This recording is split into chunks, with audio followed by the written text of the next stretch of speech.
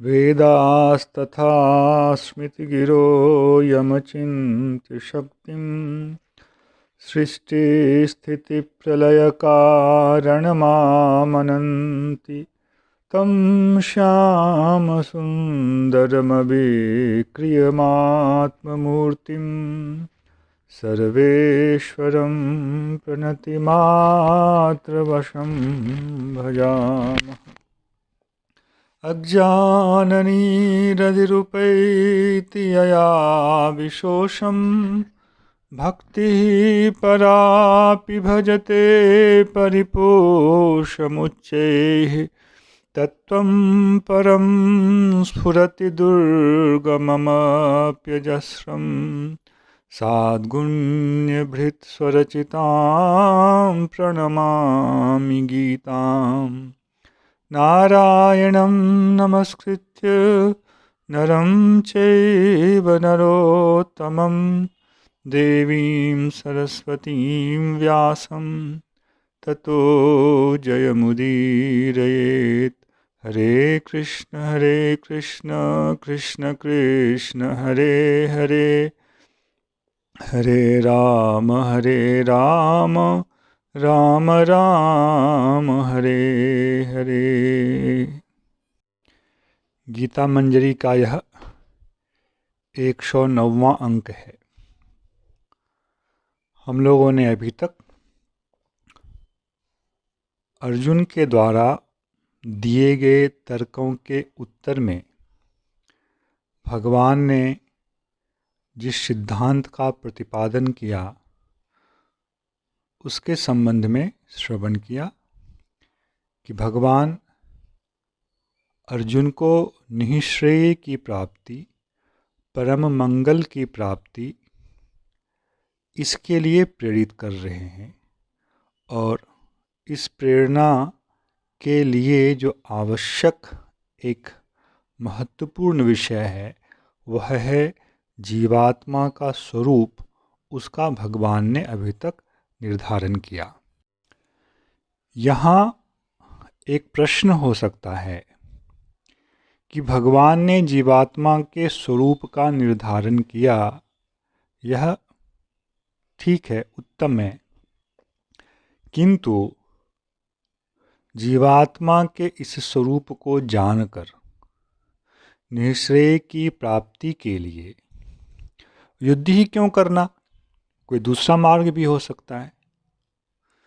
जीवात्मा अवध्य है, इसलिए युद्ध में इसकी सत्ता का नाश नहीं किया जा सकता है। इसलिए अर्जुन तुम युद्ध करो, तुम शोक मत करो।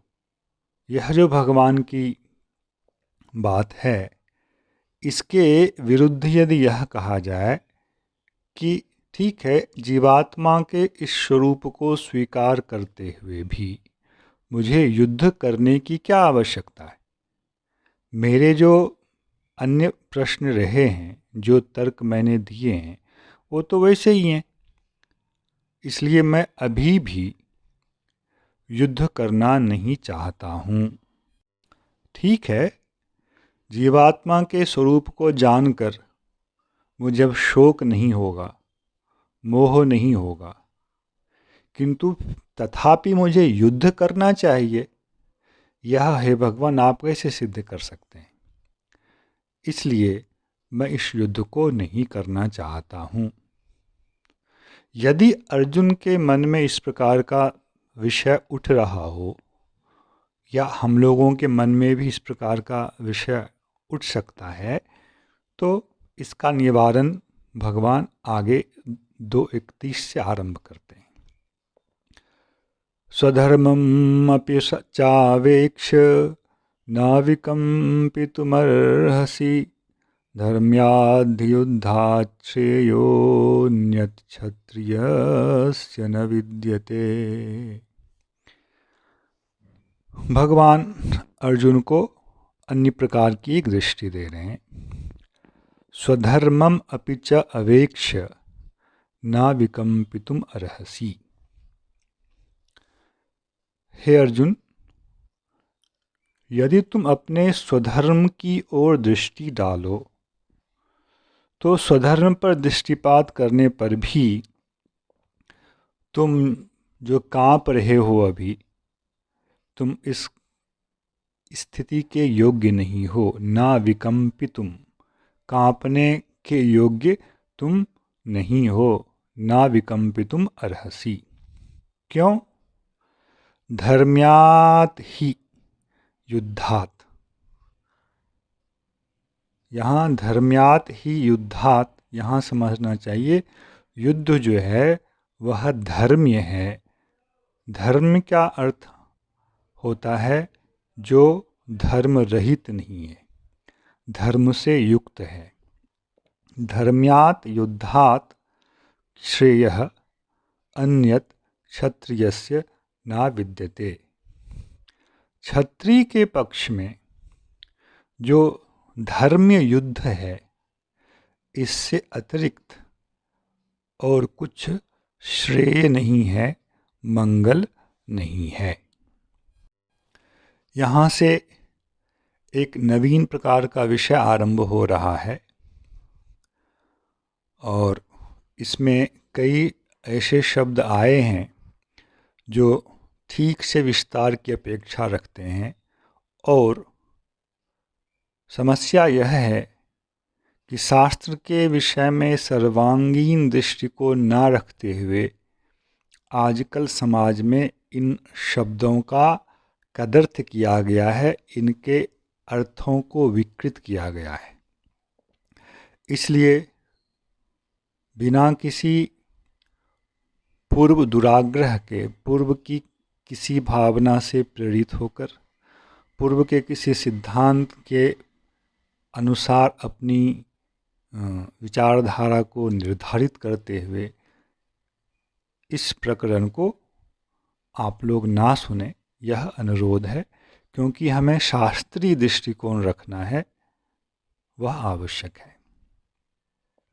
सबसे पहला शब्द यहाँ आया स्वधर्म। स्वधर्म किसे कहते हैं, यह प्रश्न होगा। और स्वधर्म का संबंध कर्म से है। आप लोगों ने कर्मयोग, ज्ञान योग, भक्ति योग, इन शब्दों को सुना होगा।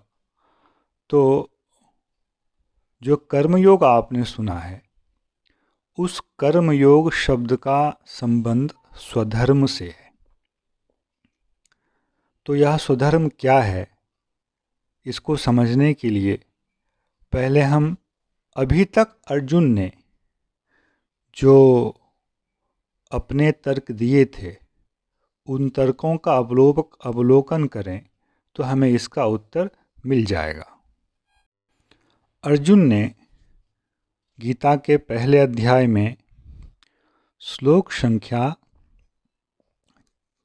40 में कुलक्षये प्नश्यन्ति कुलधर्माः सनातनाः, यहाँ इस शब्द का प्रयोग किया है कुलधर्माः, और कुल धर्म को अर्जुन ने सनातन कहा है। यह हमारे लिए एक बहुत महत्वपूर्ण विषय है, महत्वपूर्ण शब्द है।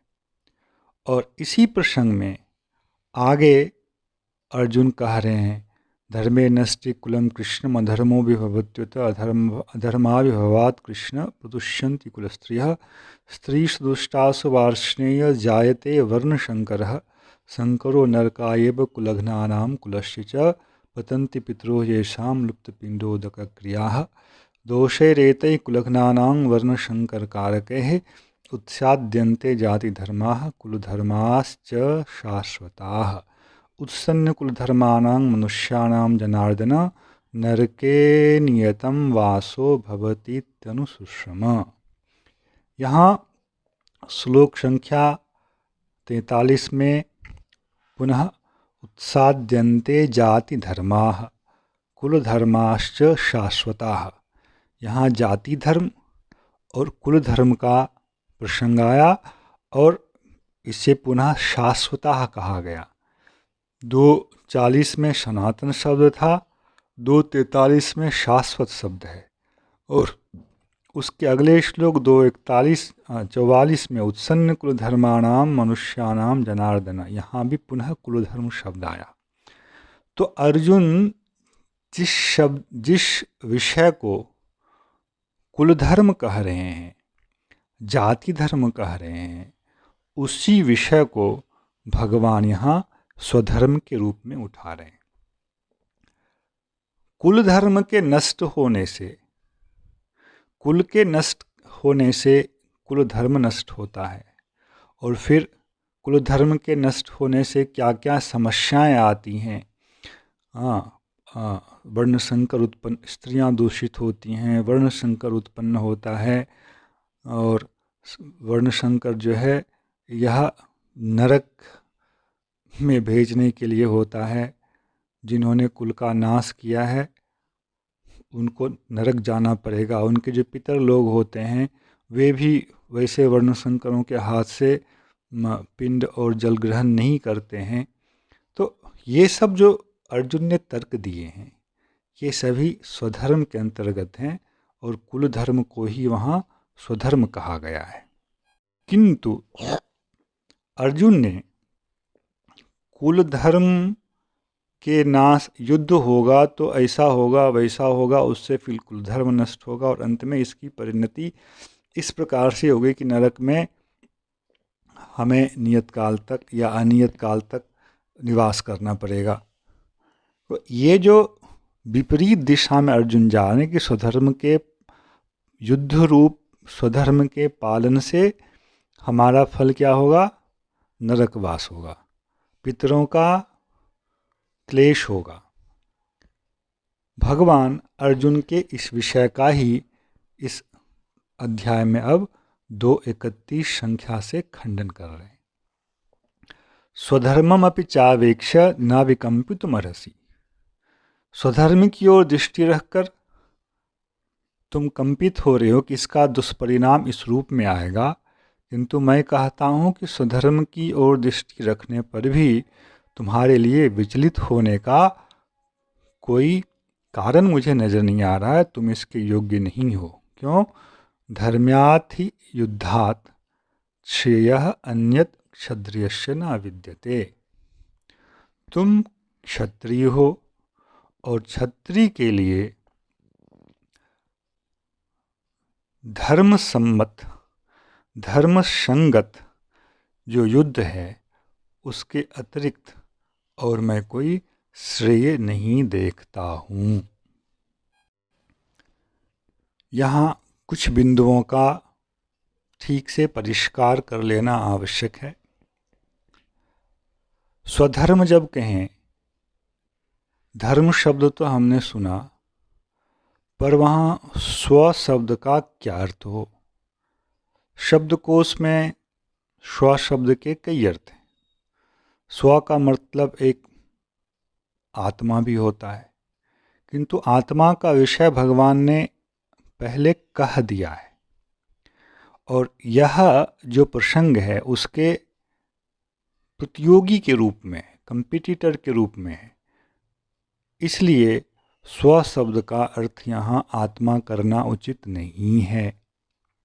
दूसरी बात, अर्जुन जिस स्तर पर, जिस बौद्धिक स्तर पर, जिस मानसिक स्तर पर अपने आप को स्थित करते हुए यह तर्क दे रहे थे कि कुल धर्म के नष्ट होने से ऐसा होगा वैसा होगा, वह हम लोगों के लिए नरक में ले जाने का साधन बन जाएगा।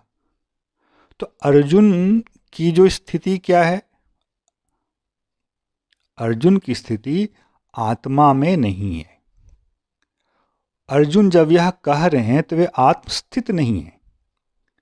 यदि आत्मस्थित होते तो उनके द्वारा ऐसे तर्क नहीं आ सकते थे। आत्मा में स्थित होने के लिए भगवान ने भी प्रेरणा दी है। अर्जुन कहाँ है? अर्जुन शरीर में स्थित है। शरीर को लक्ष्य कर ही वे कह रहे हैं कि ये भीष्म द्रोण इत्यादि मारे जाएंगे, मैं अपने गुरु को मारूंगा, इनके वध से मुझे पाप लगेगा। तो स्व का अर्थ यहाँ देह ही है। जिसमें आत्मा की बुद्धि वर्तमान दशा में है वह हमारे लिए भी स्व है। इसलिए हम लोग क्या कह देते हैं, स्वजन, मेरे जन, अपना जन। ऐसा भाव किस आधार पर करते हैं? ऐसा भाव देह के संबंध के आधार पर करते हैं।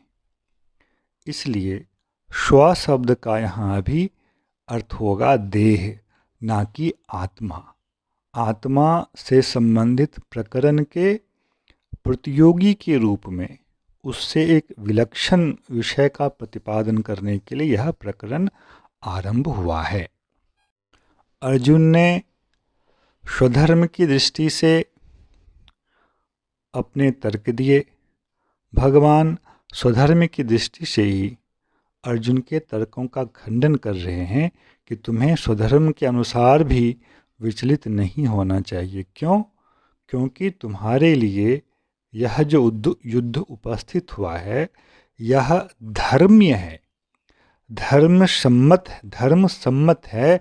इसमें कहीं भी अधर्म की गंध नहीं है। यहाँ कुछ और प्रश्न आएंगे। भगवान ने अर्जुन को क्षत्रिय कह दिया और क्षत्रिय संबंधी धर्म का निर्वाह अर्जुन के लिए स्वधर्म कह दिया। तो भगवान ने जो यह अर्जुन के लिए स्वधर्म नियत किया है यहाँ पर, उसका आधार क्या है? आप लोग सब 4 वर्ण की व्यवस्था के संबंध में जानते हैं। ब्राह्मण, क्षत्रिय, वैश्य और शूद्र, ये 4 वर्ण वैदिक शास्त्र के अनुसार माने गए हैं। पर वर्ण की जो व्यवस्था है इसका आधार क्या है, इसको लेकर आजकल बहुत कुछ जो है उटपटांग बातें ही मैं कहूँगा, ऐसी बातें चल रही हैं। शास्त्र का इसमें क्या दृष्टिकोण है इसको हम लोग ठीक से नहीं समझ पा रहे हैं। अर्जुन अभी सन्यासी बनना चाह रहे हैं, युद्ध से विरत होना चाह रहे हैं, किंतु भगवान कह रहे हैं तुम क्षत्रिय हो और क्षत्रिय के लिए जो युद्ध है वह धर्म्य है, धर्मसम्मत है। इसलिए वह उसके लिए श्रेयस्कर है। तुमने श्रेय के लिए पूछा और मैं तुम्हें श्रेय को पाने का उपाय कह रहा हूँ। यहाँ वर्ण का निर्धारण किस आधार पर हो, यह हमारा प्रश्न है। और वर्ण के निर्धारण का विषय गीता के अंत तक चलता ही रहा है। यहाँ 2 प्रकार के मत हमें प्राप्त होते हैं। एक मत यह है कि वर्ण का निर्धारण हमारे स्वभाव के अनुसार होता है। यदि हमारे अंदर युद्ध करने का कौशल है तो हम क्षत्रिय हो जाएंगे। हमारे अंदर युद्ध करने का कौशल नहीं है तो हम क्षत्रिय नहीं होंगे। यह एक प्रकार का विचार है कि स्वभाव के अनुसार जो है वर्ण का निर्धारण होता है। कुछ लोग कहते हैं कर्म के अनुसार निर्धारण होता है। वस्तुतः जब वे यह कह रहे होते हैं कि कर्म के अनुसार निर्धारण होता है तो उनका लक्ष्य जो है स्वभाव के हिसाब से ही निर्धारण करने पर रहता है। क्योंकि कर्म के अनुसार निर्धारण करता है, इसमें का जो कर्म वह कर सकता है, वह वही कर्म कर सकता है जिसके लिए उसके अंदर स्वभाव हो। इसलिए अंत में आप स्वभाव को ही लक्ष्य कर रहे हैं कि अंतःकरण की जैसी उसकी प्रवृत्ति है उस प्रवृत्ति के अनुसार उसे अपने कर्म का चयन कर लेना चाहिए। यह स्वभाव के अनुसार स्वेच्छा पर निर्भर करता है। यह एक विषय है। यदि यह कहा जाए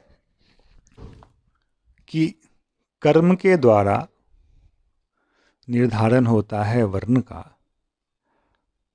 तो प्रश्न होगा कर्म का निर्धारण कैसे होता है। इसलिए जो कहते हैं कर्मणा वर्ण व्यवस्था है, वहाँ भी दो प्रकार के प्रश्न उठ खड़े होंगे कि कर्म का निर्धारण कैसे होगा। यही दो प्रकार के मत हैं। कुछ लोग कहेंगे कि कर्म का निर्धारण उसके अंतःकरण का स्वभाव करेगा,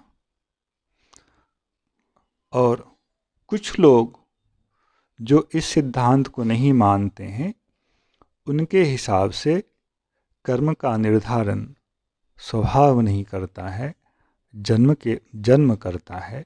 ये दो प्रकार के मत चल रहे हैं और इसमें बहुत अधिक परस्पर आजकल विवाद चल रहा है। इस पर हम लोग आगे चर्चा करेंगे। जय श्री कृष्ण। हरे कृष्ण कृष्ण कृष्ण हरे हरे, हरे राम राम राम हरे हरे।